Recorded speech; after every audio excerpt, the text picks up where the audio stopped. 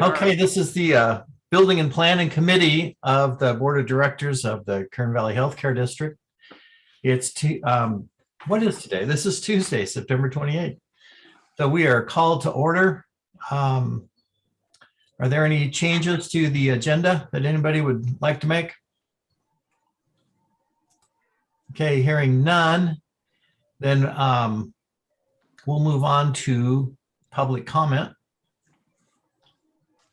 This portion of the meeting is set aside for members of the public to address this board on matters under our jurisdiction, but not on this agenda. Are there any members of the public wishing to be heard?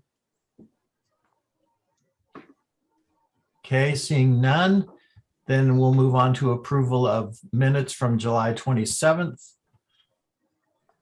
And since we're a full board meeting, these don't go to, we'll just approve them now and not have them carry over to the meeting next week.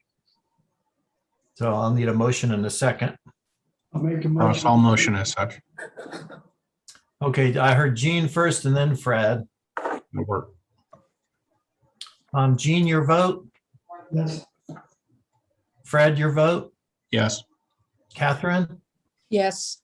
John? Yes. And I'm a yes. Thank you all. Okay, so that takes us to item E, master plan project update. And the first item there is the train project. Bob, are you there? Yes. Yes, I am. Hi, Bob. Hello. Out of the way so they could see. Okay, so where we're at on the train project is we had the special inspector out for inspecting fireproofing, and we passed on a couple of items, and we didn't pass on a couple of the other penetration detail work. So I am working with Train to get contractors back and get those issues resolved. Also, our year has passed, so we submitted I submitted all the documentation on the usage of propane and electricity to Barbara. Barbara forwarded it to the CEC, and they approved it, and we have received our final payment from the CEC loan. That is such good news. Yes, yeah, because they said they thought that Train's numbers didn't pencil. Well, they were within a couple of $1,000s of being spot on what our savings were. All right. Hey, Bob, you know, you had last time we met, you were going to try and get approval of not having to do a smoke alarm because there were nothing combustible in that particular room. Did that work out? That did work out. The fire marshal says that the project can be approved without that smoke detector, with the understanding that we cannot say that that building is fully detected. And down the road, as maybe part of the master project, we might have to throw that detector in if they are insisting that all buildings be fully detected. Okay, good to know. Thank you. Yes, Any more on Train? not that I can think of. All right. Any questions for Bob? All right, seeing none, then the hospital phased improvement plan. Okay, so the architects are working quite diligently on getting the plans completed. I just received an email this week requesting some additional information. Michael Ryan will be here actually tomorrow with his camera. He needs to scan a couple more spots where they have kind of a weak, not ideal details of a few spaces in the building. So he'll be here tomorrow scanning those, and so everything is moving ahead per the schedule. Good. As far as the plans. Okay. Questions for Bob? The plans, we agreed that no invoices would be paid until it goes to finance and approved. Have we paid anything to them? No. We have invoices? Not for a while. Yeah, we have in the past. There's some new Paid invoices. with no invoices. Yeah, there's some new invoices. We that wanted come some in. control. Yeah, there's some new invoices that So just came. I just, since Dave's there, I want to make sure he's aware. Yeah. That we don't pay Rebra until it's approved at the finance committee with the invoices. Yeah. Right? Okay, cool. Some noted. That was my only question, comment, or whatever. Thanks, Gene. Thank you.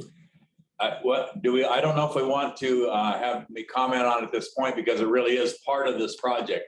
But you know how we separated out the electrical emergency generator as a separate submittal to OSHPD to get done early, but it's still part of the master project? Yes. Yes, those plans are complete and they were submitted to OSHPD on September 2nd. I'm sorry, yes, September 2nd, and they are in plan review. Wonderful. So a submittal on September 2nd means we may get the first feedback by December 31st? Well, it usually takes, a project this size will probably take 6 or 8 weeks for the first feedback to the architect and engineers. More than likely about, it's hard to say, 4 to 6 months for probably approval, but it depends on how good the plans are. The better the plans are, the quicker it'll get approved. So we'll find out. Okay. Bob, do you want to tell us any more about the new building? I know we learned from Tim this morning that the tenant is out. Yes. Yeah. So where we're at on that new building is I didn't go down and check. I checked Friday. There was about 2 pickup loads worth of stuff that we're just trying to work out with whether it's trash or whether it can be disposed of by us or whether they're going to come back for that just few little odds and ends of like old office equipment and some just mainly junk. But yes, they are out. They've removed the signage and all of my drawings are complete, and the project, the request for an architect / engineers to bid on the drawings for Kern County is in the Kern County Builders Exchange. Oh, good. So that is out with a required proposals to be back by October 26th, I believe. Okay, that's good progress. Ross, can I say something real quick? Yeah, Scott. So Bob, remember when you're a landlord and a tenant vacates the premises, if they leave property behind, we'll need to send a notice of abandonment if they don't clear it out within 30 days. And then after that notice of abandonment has expired, then we can dispose of the property. Yeah, I was talking with Tim about checking with them, but we can send them an official notice. My plan at this point was to consolidate the few remaining items in one location that's not in our way, and we'll store them for a period of time until that's resolved. Yeah, that's the right way to do it. And there's a statutory notice that I can send you that can go to the church. So Yeah, That would be helpful. Thank you. that'll be great. Yeah, I'm familiar with that process related to a personal property that I've been dealing with for the last year. Yep. Okay, sounds good. Okay, any questions or comments for Bob on the new building? Okay, then we'll move to item F, the Pixis replacement. Oh, Gene, you had something? Yeah, I just want to let Bob know, I know sometimes seems like I'm cross-threaded. All I want to do is make sure that we pay what we owe and through the finance. I don't Oh, care absolutely. about anything else. Yeah. Yeah. And I know your hands are full. Oh, yeah. No Well- question. I see it every day when I drive past it. So, I stay fairly busy. But also just one last note on the new building, and that is that one of my project guys is going to complete some work here in the hospital here in the next few days. And we're actually going to go down there and we're going to start some work. I mean, there are certain things that I can do before a permit is issued. Yeah. You know, I can't obviously build walls and close them in, but I can start, removing walls that we're going to remove and things like that. So we can start some work preliminarily up to a point of what would be first inspection. Terrific. Good. anything we can do to keep the progress going, I think that'd be terrific. And I know we can do demo, at least, not structural stuff, but we can do demo. And if they're, we can do painting and cosmetic stuff as well. So, That's the plan. okay, Bob, great. Okay, Pixis replacement update.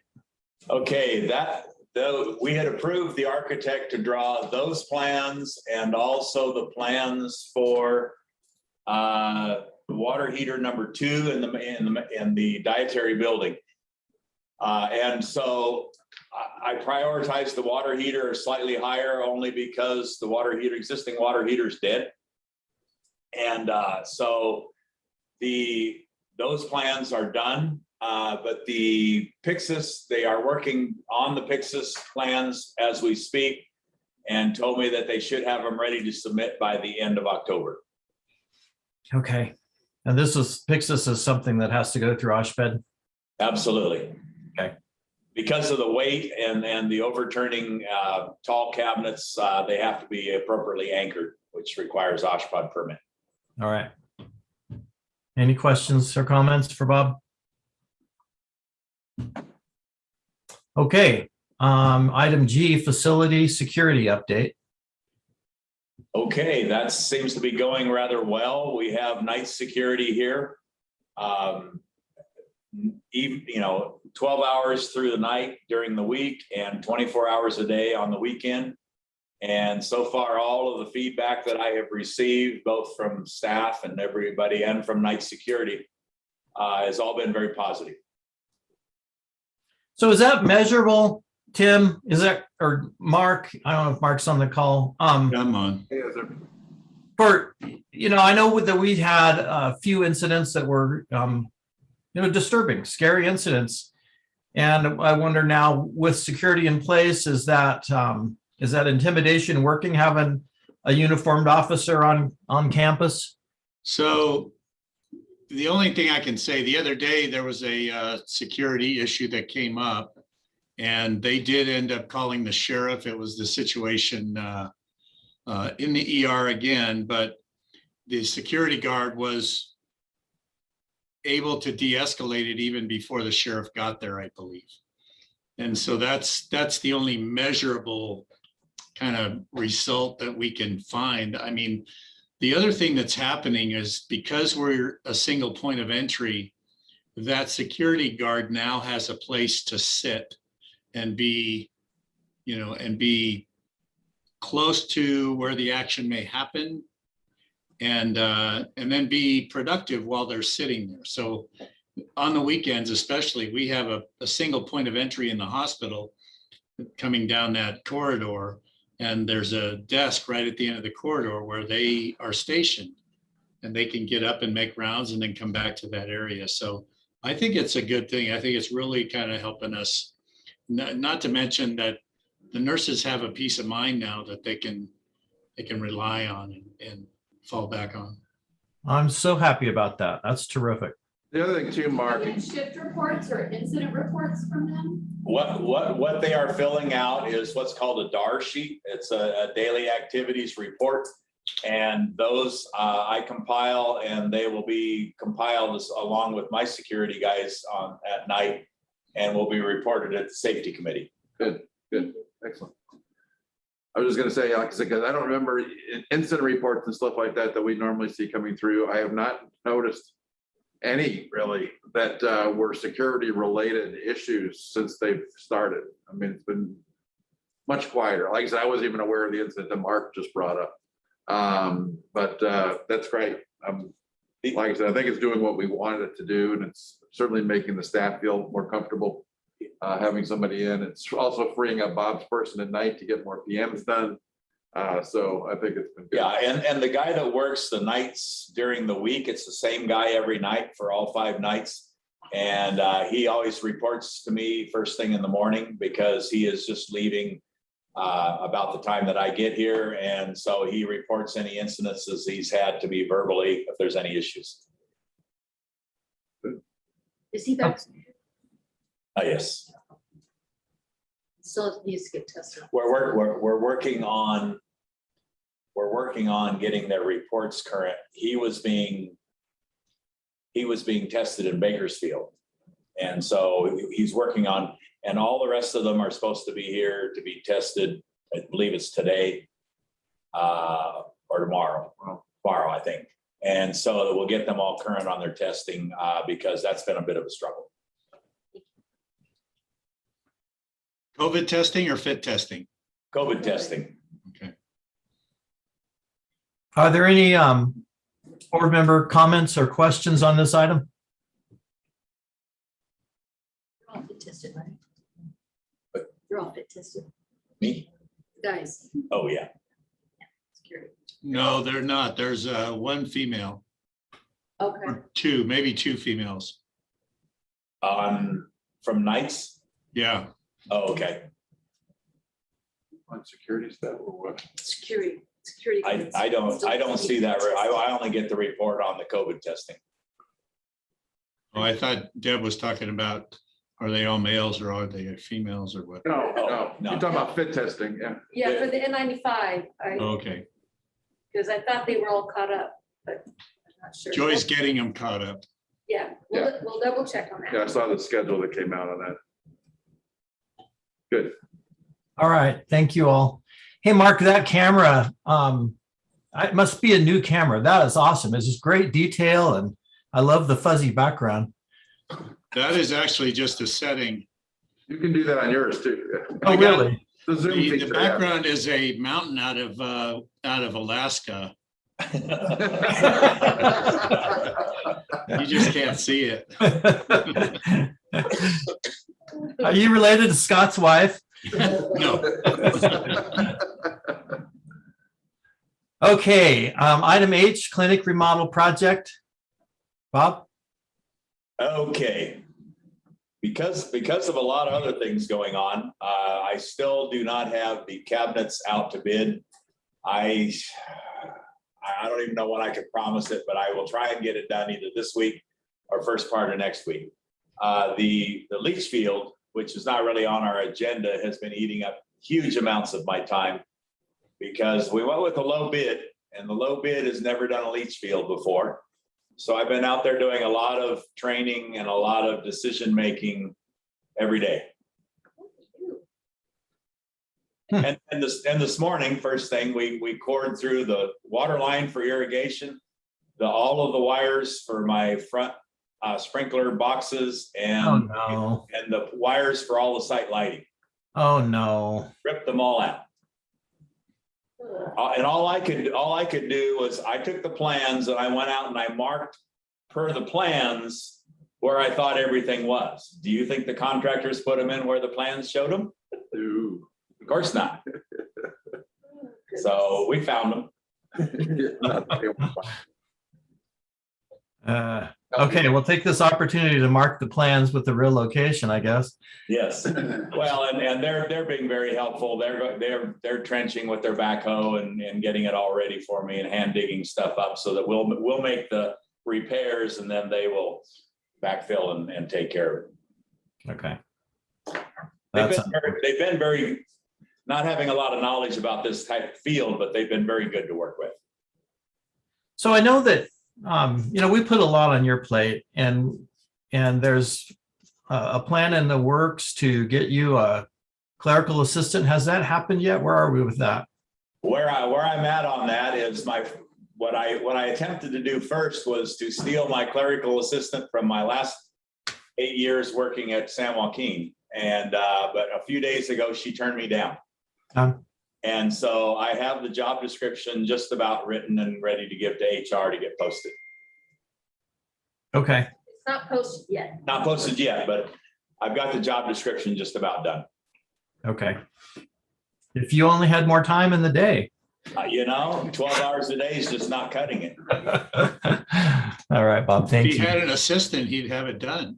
Well, especially if I got the one I had in Bakersfield, she was incredibly good.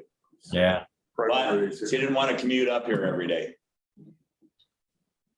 Tell her housing prices are cheaper up here than Bakersfield. Yes.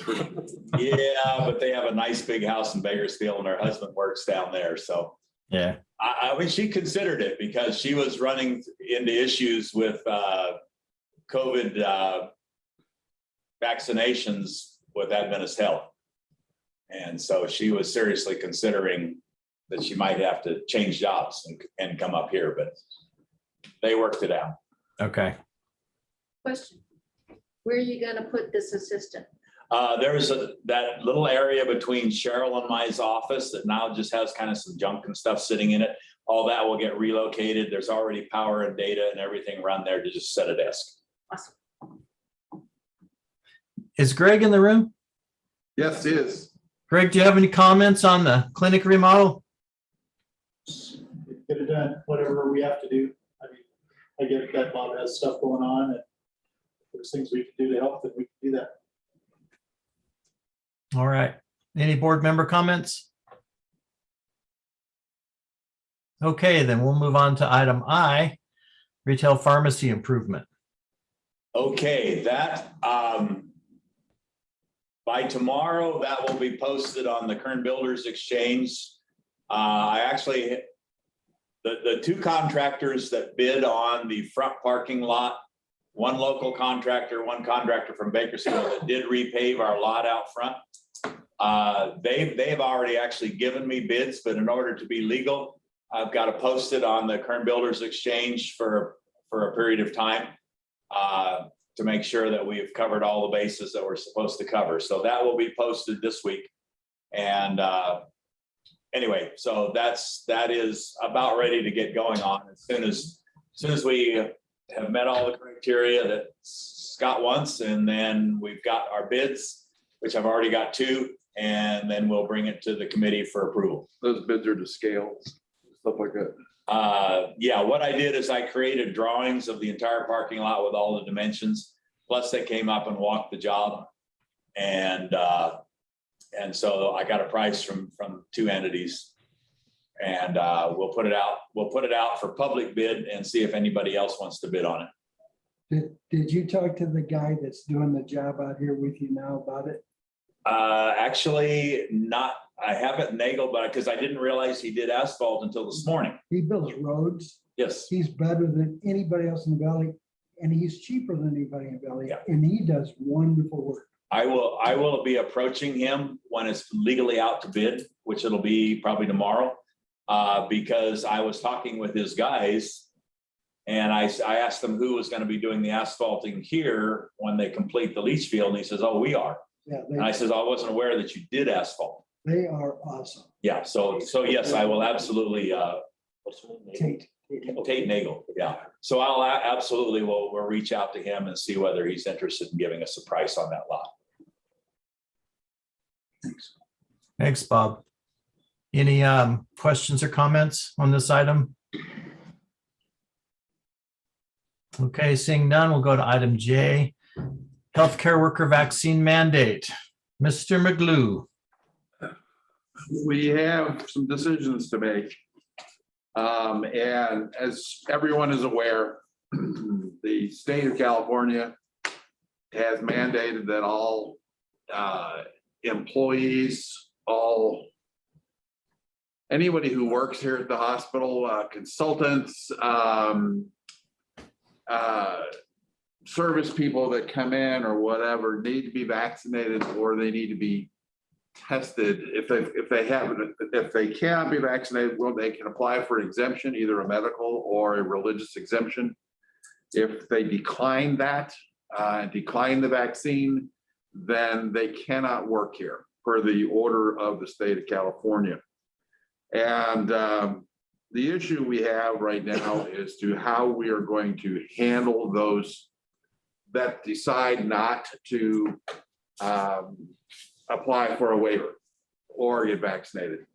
And so the issue is whether or not we go ahead and just terminate those employees outright for failure to meet the requirements of the job, or whether or not we consider just not scheduling them, because the health order is not specific as to how we deal with the employees, other than the fact that they must be vaccinated or have a waiver, an approved waiver.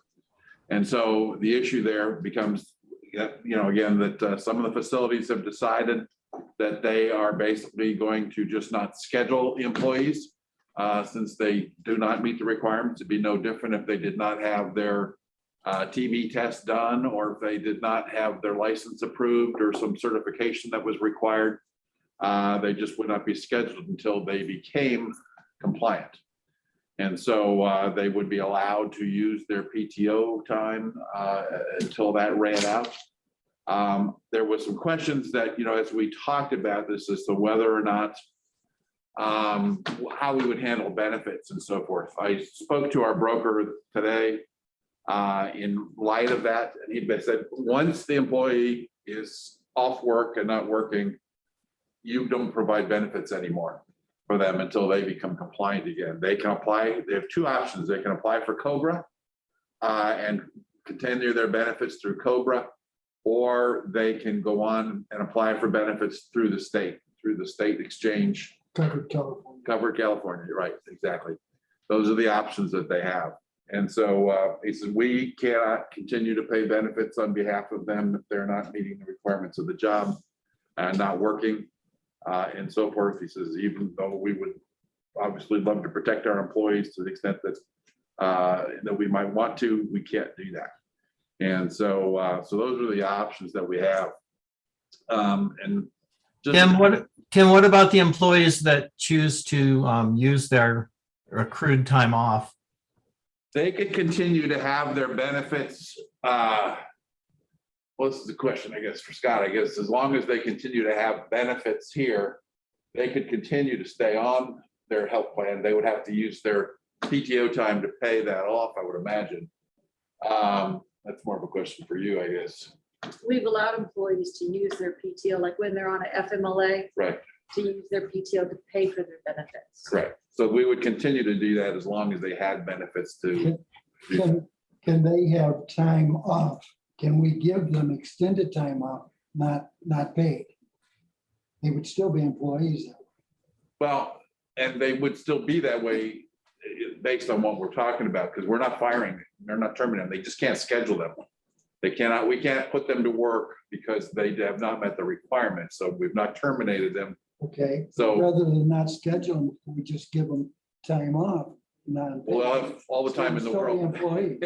So they have all the time until they get compliant. I mean, that's. There are the- certain policies that are in place for people who can't meet their per diem obligation or full-time obligation. We still have policies in place for that. Right, What I'm talking about is overriding the policies in this case. If we needed to, we could accommodate them by giving them non-paid time off rather than being forced to fire them. well, I think the bottom line, we're not looking to fire anybody, okay? We don't want to be in that position. We talked about that. Benefit, In other words, their benefits would stop because we're not contributing towards them because they don't have any hours worked. So there's no pay coming out there. So there's nothing for them to contribute towards. We wouldn't contribute for them. Scott, what about that? What about what? What you're saying or what Tim is saying? What both of us are saying, because we're disagreeing a little bit because So if they wanted to keep it, go ahead. as I understand, Gene, what you're saying, you would like the district to continue to pay for the benefits for the employees who are not working because they've refused to get a vaccine. Is that correct? Well, if they wouldn't be refusing to work if they asked for an extended time off without pay. I'm not sure they would need an excuse. So I don't know, Scott. I'm trying to think of a way to keep our employees with benefits if they get up against the wall. It's a problem. Well, the board is going to have to make a decision about how you want to handle this financially, because you're going to have to replace those employees that you don't schedule. So you're going to be paying for them. So do you want to be paying for the employees who are working and who got the vaccine or claimed the exemption, as well as those who refuse to get the vaccine or claim an exemption? Now, we're talking about You're just to doubling help. your costs. So, I mean, that's going to be a business and financial decision that the board has to make. But we're talking about the benefits, not the payroll. But you pay the benefits, or you pay the majority of Yes. it. It's a part of the pay. Right, Ultimately, right. it's part of the pay. So I mean, I understand what you're saying, Gene, and I understand that you guys want to work with your employees, but just because you're not scheduling these employees anymore doesn't mean that there is now a gap in your payroll. You're going to have to fill those spots, and you're going to have to pay those people who you bring in. And they're probably going to cost a lot, especially if they're registry nurses. Okay, but Scott, there are people that could be a parent soon or has just become a parent, people like that don't want the shot and shouldn't have the shot probably.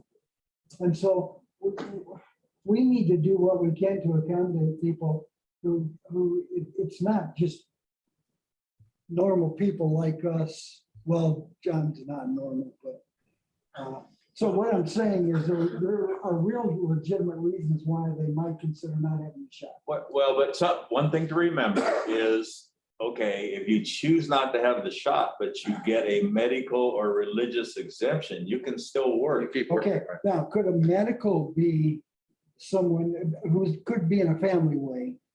You know what I'm saying? Because Let's, Medical can Greg respond to this? Because Greg deals with Okay. this. Yes, so. For a religious exemption, there's no rules or standards. And those go directly to Deb. If someone if someone feels that they have a medical reason that they can't or shouldn't get the shot either temporarily or permanently, then they have to have an attestation from a physician, a nurse practitioner, a PA, or someone else working under the license of one of those providers. And we have a form that we've given people for them to fill those out. so it's basically then and I'm not going to be in that family way situation. I don't think. You don't think?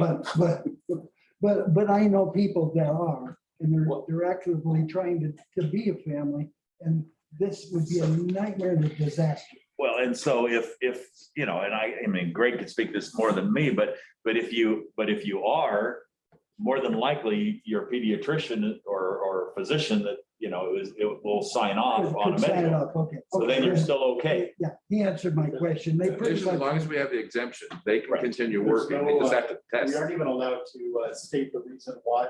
We can't state the diagnosis. It's just a signature that says that this person is either permanently or temporarily unsuitable to have the vaccine. So then they have to take the test Yes, Yes. twice a week. yes. Can we have somebody that's gentle doing it? Well, since I get it done every week, I would say it's not too bad. I mean, I get it It's done. not like every it week. was originally, So there. where they went way through your brain. Then we This could is work much better. around most everybody that wants. We're only talking a few people. We're only talking, just so you know, just to put it in perspective, okay? We have roughly 250 employees, okay? Of that, or maybe 233 last time I gave you a number. Okay, we have, the vast majority of our employees are vaccinated. We have approximately 43, I believe it was, who have applied for a religious or medical exemption. And then we have 7 that are hard-nosed, they're not gonna do it no matter what. 5 now. 5, okay, Is it- okay. Someone convert or, It's just 5 now, I don't know. okay, I'm curious to know whether they I got think a they got shot or what, vaxxed. or they got an exemption. And then the others, we have maybe about 5 or 6 left that we're still trying to find out what they're gonna do. They indicated they were a no, they hadn't turned their disclosure forms in yet. And so we have them listed as wanting to get vaccinated, but we don't have a final word from them yet. So, I mean, the hard nose, we're talking about 7 people. So for us, it's not a big deal. I mean, it's still tough to lose any employee, But we're doing everything. we've done everything we Oh, yeah. can. I mean, bent over backwards. And our issue, like I said, is we still have to take care of patients, I gotta have staff, and it's hard. I mean, maybe the inner cities hospitals and stuff like this, I mean, they are dealing with this as well. They've got big problems. Obviously their ability to they've got more staff that they could deal with and so forth, but it's tough to replace people that we lose out here. And so, like I said, we have had meetings, we've had, Greg has sent numerous messages out to the staff, explaining the benefits of the vaccine and so forth, it's been extensive. And so, yes, Can you distill down for the board really what our options are? One is not scheduling employees for work, and then what are the 2 or 3 other options that we're looking at? there's several, like I said, that I've heard from the other agencies. Scott kind of laid it out in his memo. Scott, do you want to go through your letter first? And then maybe I can add to that. Yeah, sure. But I'll just answer Ross's question about what your options are, and then there are questions about who's subject to the vaccine or anything like that. We can talk about that. But so the first thing you can do is the executive order has the force and effect of law. So it is a law that says employees have to do this if they want to continue working. Employees who do not do that are violating the law. So you could terminate those employees. And in my opinion, this is obviously there's no law on this right now, but in my opinion, by terminating someone, you are taking an adverse employment action, and that would require the Skelly process. Those employees will be placed on leave while we go through the Skelly process. Tim and I have talked about the fact that the board can appoint a hearing officer to handle Skelly. You're down to 7 employees now, so it wouldn't be that much of a burden if the board took that route, but the board could appoint a hearing officer to hear the appeals in lieu of the board members if you wanted, or the board could hear the appeals, however you wanted to handle it. But that's one option. Terminate them for violating a statute by refusing to get the vaccine and go through Skelly. If you're the hearing officer, does that mean we have to hire another attorney if you end up being a witness in a lawsuit? So I cannot, so you may recall that in past Skelly hearings, we have brought in outside counsel to represent the district's position when an employee has appealed disciplinary action. The reason we do that is because there are some opinions of the California courts that say it is a due process violation to have the agency's general counsel represent the agency in front of the board, because I work with the board so often, right? So we bring in outside counsel. We've used Belden Blaine in the past. In this case, we could use Belden Blaine again to represent the agency. On the other hand, this is a very straightforward case. Either you get the vaccine or claim an exemption, or you don't. So I don't know that we need outside counsel on this. It's a very straightforward situation. If you appointed me as the hearing officer, then I would do the written decision, and that would be that. If the agency was sued in court based on that decision, would I be a witness? I probably would not be a witness because I did not collect the evidence. I just heard the evidence and made the decision. So the witnesses in court would be the district employees, whether it's Deb or Tim or whoever who presented the information about the employee refusing the vaccine and not claiming an exemption. So you would not need to hire another attorney. You could remain our attorney even though you were the hearing officer? Yeah. Okay. Could we appoint our board chair? Since it's not, well, Yeah. it's not a lot to do if he would be willing to do it. He seems to be a well-balanced and fair person. But you can't tell by looking at it. Yes, you could do that, Gene. The board can appoint a hearing officer. It could be a director, it could be a couple of directors, or it could be someone off the board like myself. You do have that option. Could we do that just in case at this meeting and then move forward from there? We can change whatever we do, right? Well, I think that the direction that Tim is looking for from the board today is do you want to terminate the employees? In which case it would be appropriate to appoint a hearing officer. Oh, okay, That's the court's decision. Trying to avoid that. okay, we don't, You- okay, all Yeah, right. do you want to Okay. place them on leave? Do you want to just not schedule them? So the termination, unpaid leave for refusing to follow the law is another adverse employment action that I believe requires Skelly. Furloughing employees, excuse me, or not scheduling them, as Tim mentioned earlier, are probably the two easiest options. And since the employees are required to have these vaccines in order to come to work, you can just say, look, we're not going to schedule you until you comply with the law. And once you do that, then you're welcome back. The only big issue with that was the benefits question, and whether or not the district was on the hook to continue paying those benefits. And Tim has talked with your insurance broker about that, and I believe he's comfortable with the broker's answer. So those are essentially your options. And from all the chatter I've heard in the last week, that's pretty much what all healthcare employees are considering. I know Deb Hoffman has been in some chat groups who have been discussing this as well. And so she may have some ideas of what other agencies are doing, but those just are the most obvious and most straightforward options that you have.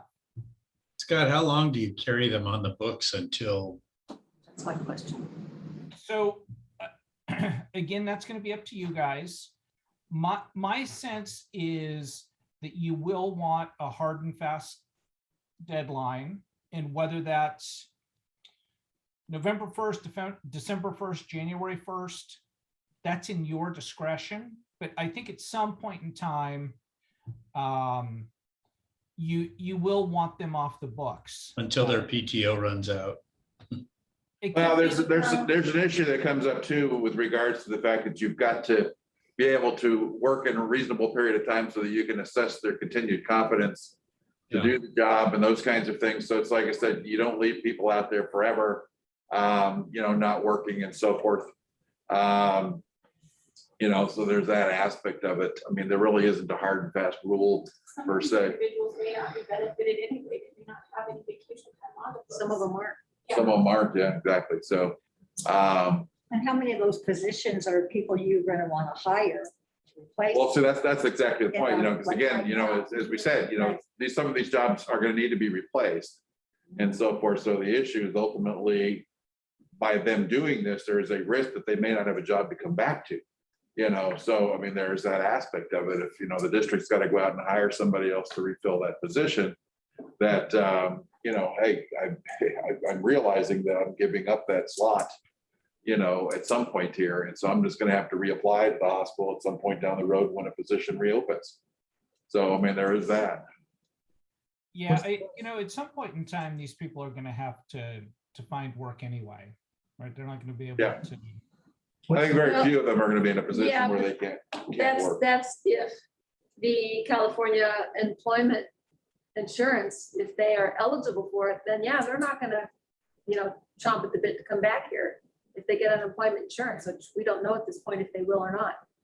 Hey, Debbie, or Deb, that point there, does that, if an employee is terminated by us because they're not compliant with the law, are they eligible to get unemployment insurance?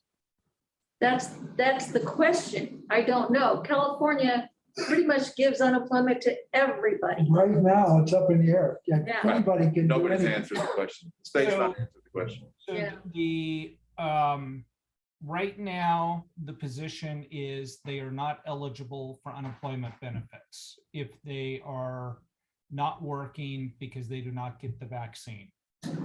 So that has not worked its way through the courts, but that is either on the DIR, EDD, or CDPH website. I was reading one of them, and it said those refusing the vaccine will not be eligible for unemployment.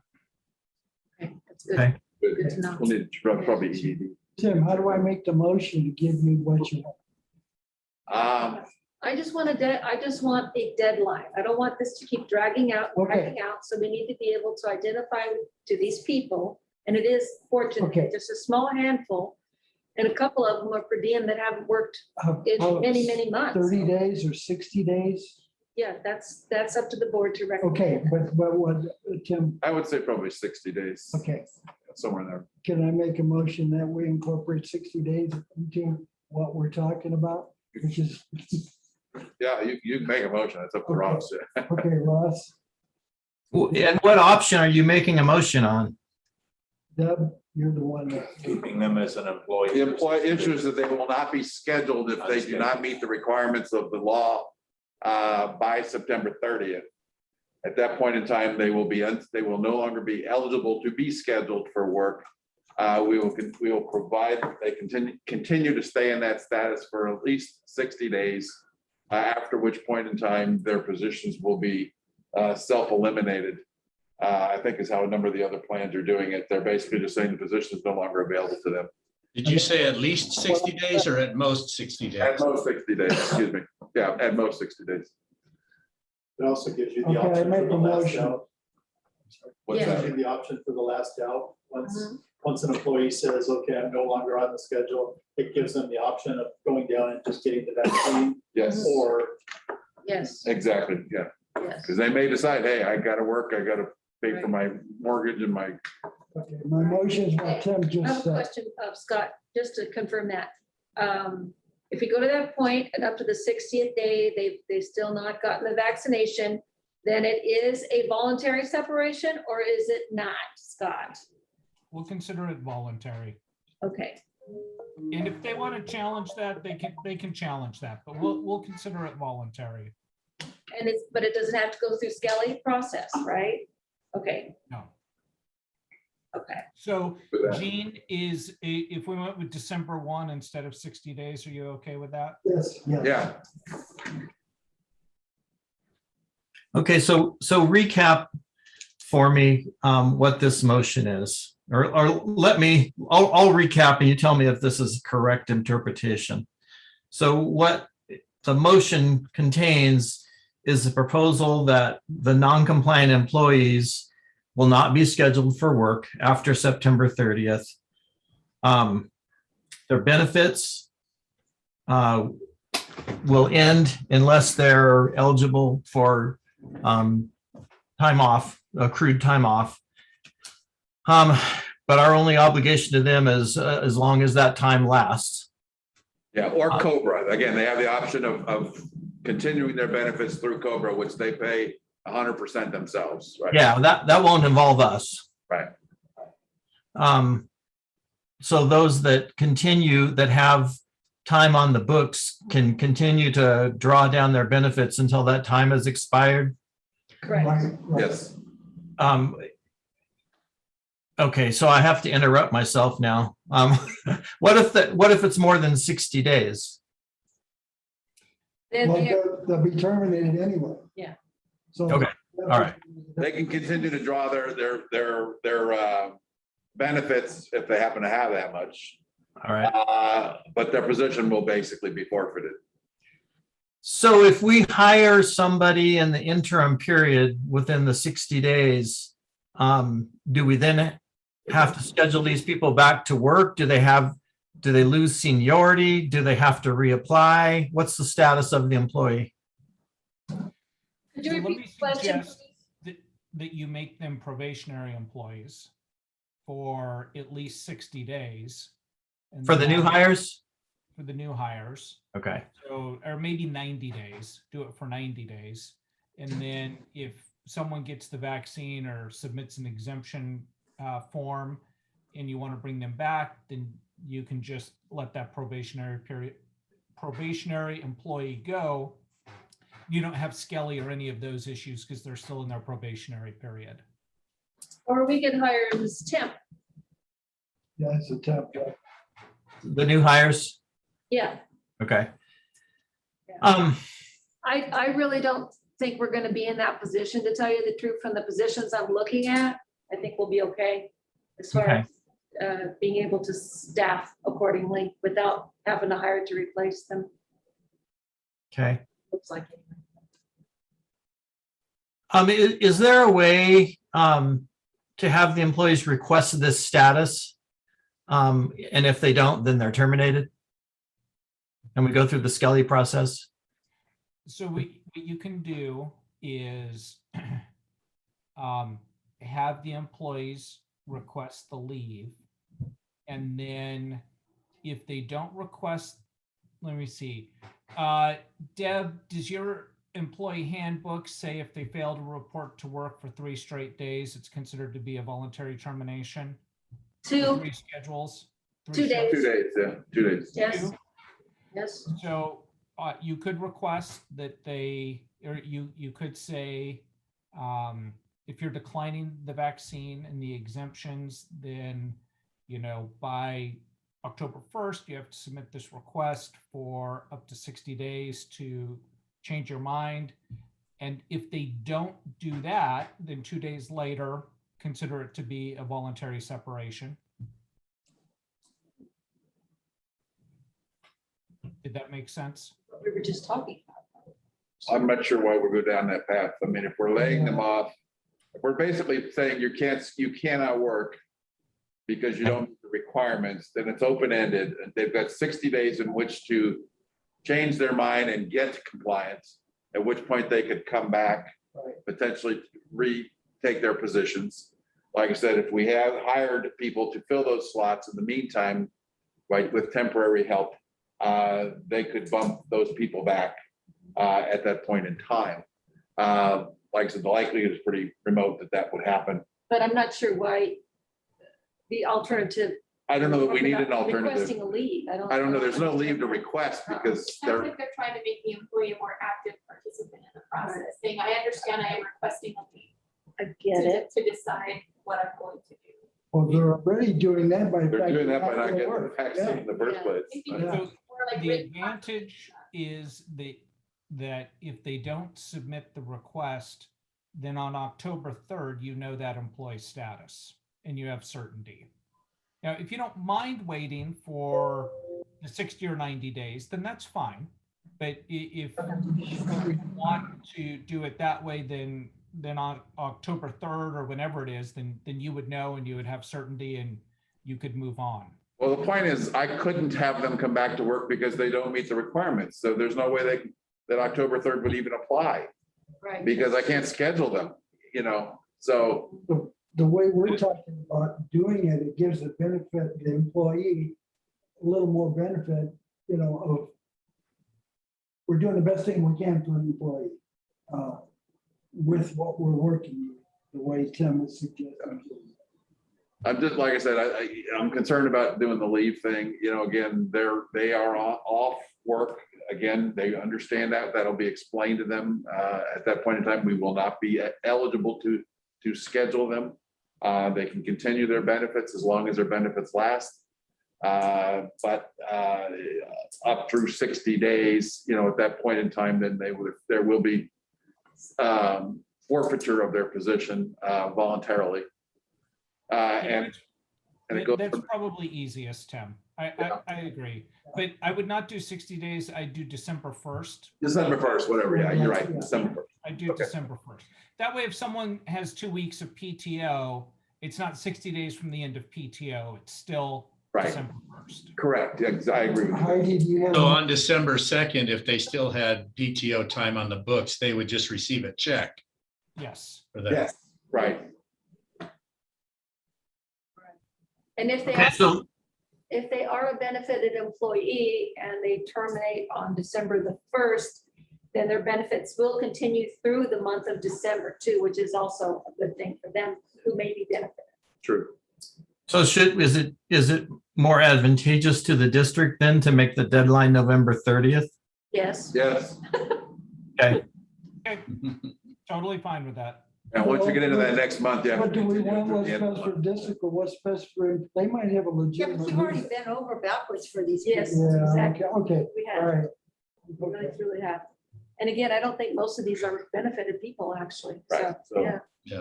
We're probably not even gonna be in that situation with it, so. Okay, okay, so let me recap then. With the motion, Gene, and make sure I got this right, is we're going at the option to not schedule the employee for work. They'll be off work without pay and no benefits unless they have accrued time to cover the cost of those benefits. And they will need to become compliant with the law on or before November 30th, or they'll be terminated at that time. Yes, that's true. Voluntarily terminated. Okay, that's my motion. Okay. Scott, does that sound inclusive? Good Does that leave? Yes. Okay. Is there a second? And we will have discussion about this. Maybe we'll have discussion now. Second, I can't go any further. What was that? I said, if there's no discussion, there's no second motion, then it dies right here. Okay, I'll second to open it up for discussion. Okay, John seconds. So then, board members, your thoughts on this option, you're on this motion. It's up to you guys. Let's hear from you.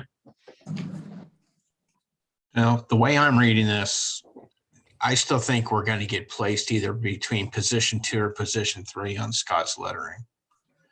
I understand it's state law, but we're just going to have to deal with whatever repercussions follow.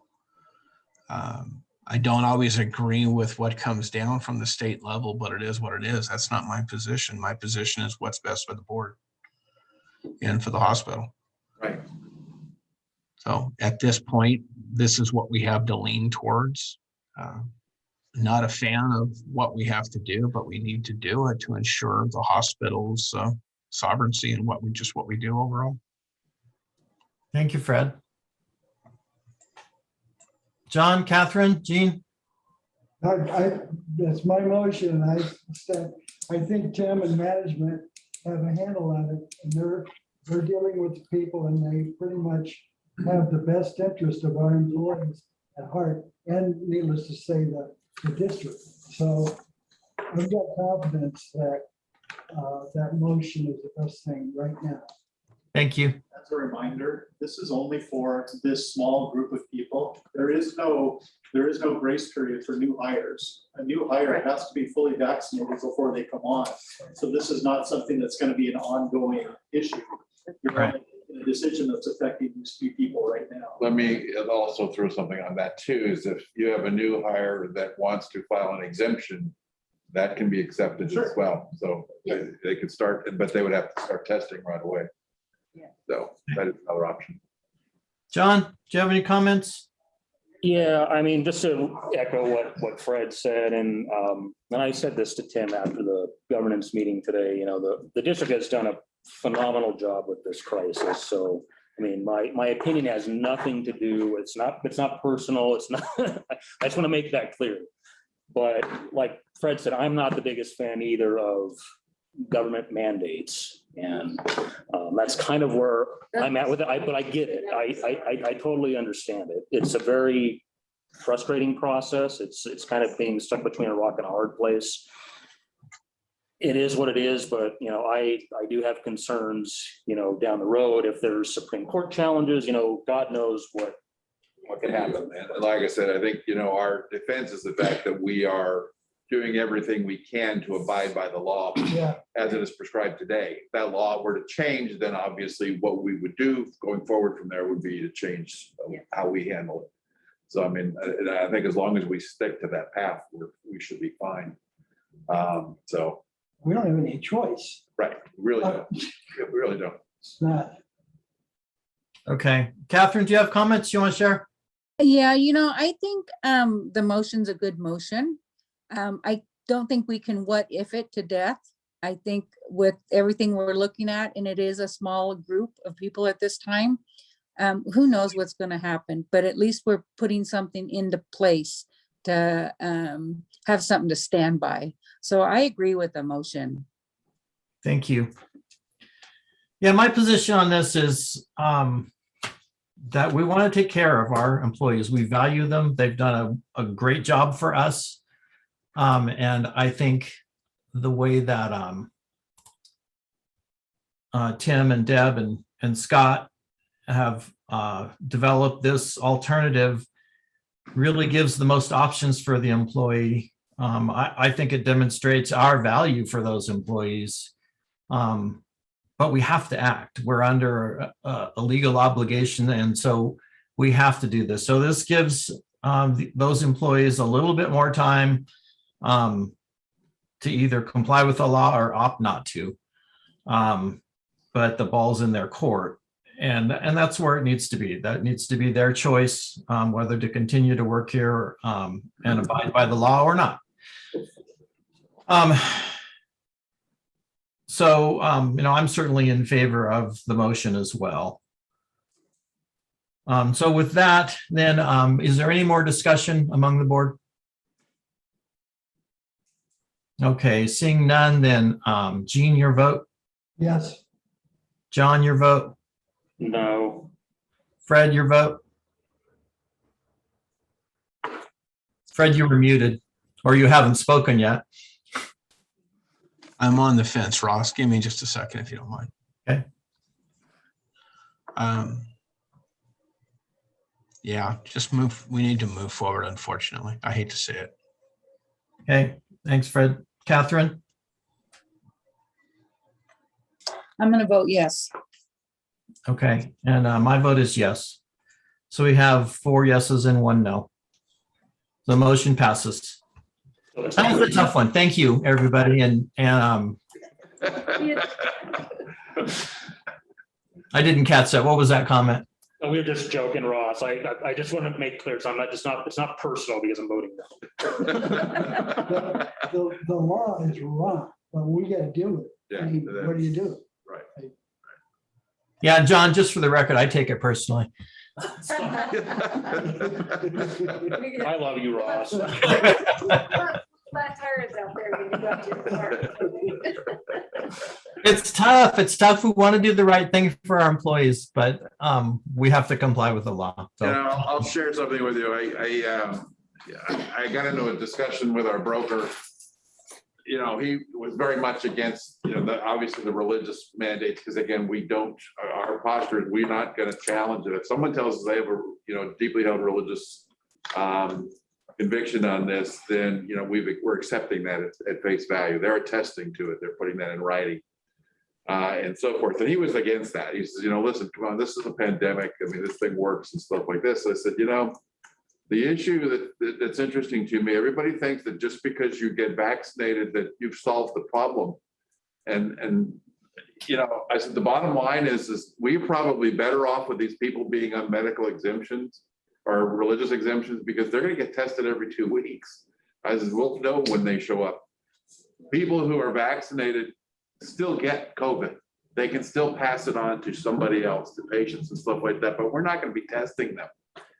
So I mean, this is the stupidity of this whole process, and I'm saying that publicly. Not to mention their symptoms are going to be lessened. Yes, so they may not even They'll know they still be have just it. as infectious. So Could that cause a rash in their nose from getting it tested so much? they're not in there really scraping the way. So I haven't gotten one. It's like I said, the whole thing is just. I certainly understand the reason why. I mean, obviously we were the first in line to get vaccinated and stuff like this, just if there's any chance of preventing us from having a serious injury or death, then I'm all for it. But, it's like I said, it's just because you got vaccinated doesn't mean you're not going to come down with it and stuff like this. And the fact that the mandates do not require continued testing, even if you are vaccinated, is kind of weird. And who knows if that may not get changed later on. But, because like I said, people are passing it on who are vaccinated. So. Hey, do we want to start talking about the mandatory flu shot now? no, thank you. No, the law's pretty clear on that one. So. You just wear your mask. That's right. We are Anyway. through our agenda. Thank you everyone for your time and attention. It said from 1 to 3. Do we have to stay here till 3? Yeah. You can say. All right, I'll see y'all next Wednesday night. Thank you all. Thanks, Ross. Thank you. Bye-bye. Bye, Ross. I Bye.